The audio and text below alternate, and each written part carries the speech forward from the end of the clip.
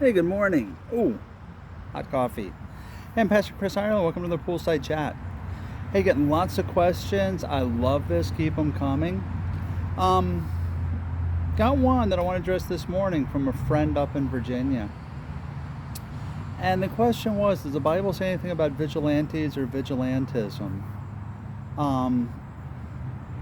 Yeah. Vigilantism mean those going outside the law, I guess, to enforce the law. Vigilantes are people who take the law into their own hands to avenge, protect, and stand up for people who are being taken advantage of. I mean, good gosh. You can see the crime going on now in some of the bigger cities. And what do we do when people are hurt?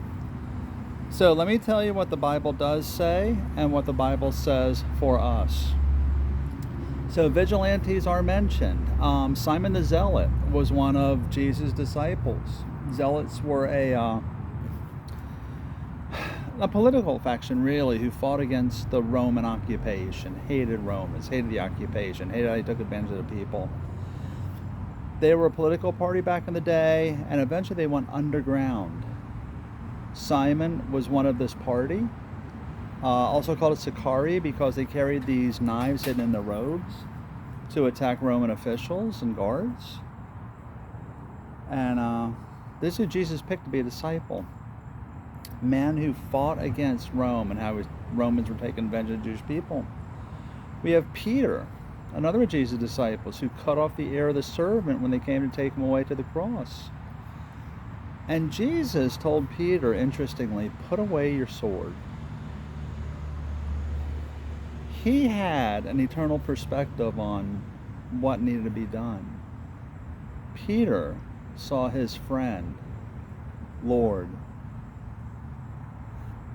being unfairly arrested and attacked. And I've always found that interesting. In Romans 13, bear with me, I gotta look up a verse too. In Romans chapter 13, God writes through Paul to submit yourselves to civil government authorities. Don't fight against the government. God appoints the rulers from Psalms. Jesus actually is accused of not paying Roman taxes. And remember, he came to set up his kingdom on earth, but he was also subjected to the civil authorities. So we are commanded to do this. It froze. And in Nehemiah is an interesting verse, because as I thought of this and studied this, my question came up, what do we do when our friends and family are attacked and persecuted, when police and law enforcement can't get there to protect us? What do we do?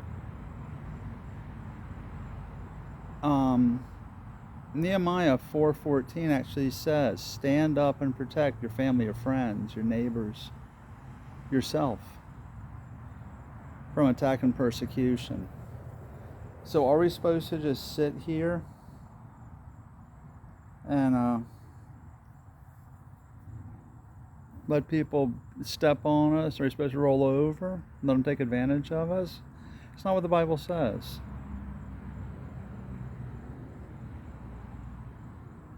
But what it does say, and this is the difference, we are submitted. We are to give ourselves to government authorities. We're supposed to follow the law. We are not supposed to avenge ourselves. We let the law and the authorities handle that. But we're also not supposed to roll over. We are supposed to protect and defend ourselves, our family, our friends, our neighbors. So does the Bible say anything about vigilantism? It does. Do not go out and start avenging, but also do not roll over and be taken advantage of. Now, there is a verse that talks about, in the Sermon on the Mount, an eye for an eye, or no, excuse me, not eye for an eye, turn the other cheek. And I think we see that in Simon the Zealot.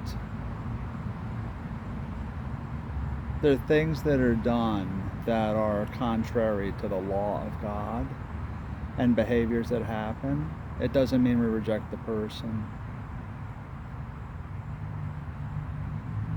but it doesn't mean we continue in these behaviors.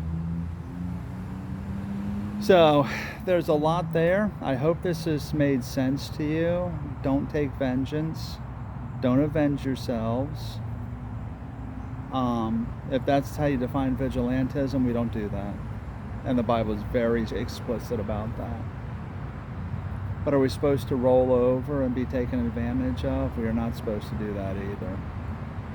You stand up for yourself, your family, your friends, your neighbors, and you fight and defend when needed.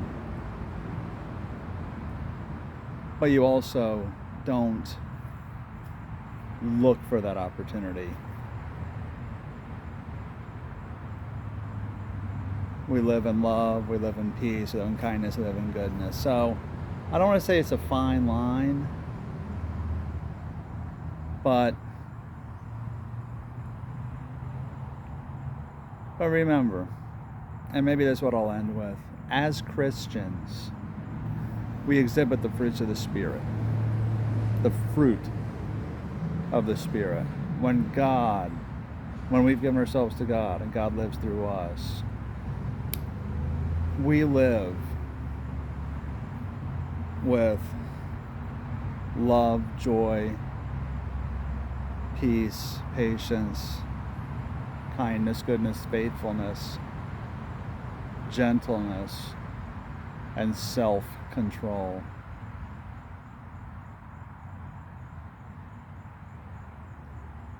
But if we are backed into a corner, don't just roll over. Stand up and protect. So I hope that makes sense. That's kind of the bottom line, I think, of what Jesus has taught us through Nehemiah, through Esther, through Psalms and Proverbs, the story of Matthew and paying the civil authorities, submitting yourselves to civil authorities, Romans, and the people Jesus chose, and how Jesus used these folks who had a passion for justice and for defending their friends. All right, guys, let me know what you think. And anyway, thanks for the question. These are tough, and it's tough to do it in 8 minutes and 17 seconds. So I'm Pastor Chris Ireland. I hope you have a fantastic Wednesday. Remember, Saturdays, we're going over the 144,000, and you talk about another tough subject. Probably going over this for the next couple of months. We're going to get into a little history of why there are different beliefs about 144,000, but that's on Saturday. In the meantime, have a great week. Remember, let your friends know, Facebook, Instagram, YouTube at FL Compass Church, and keep these questions coming. I will get to them. I'll see you Saturday.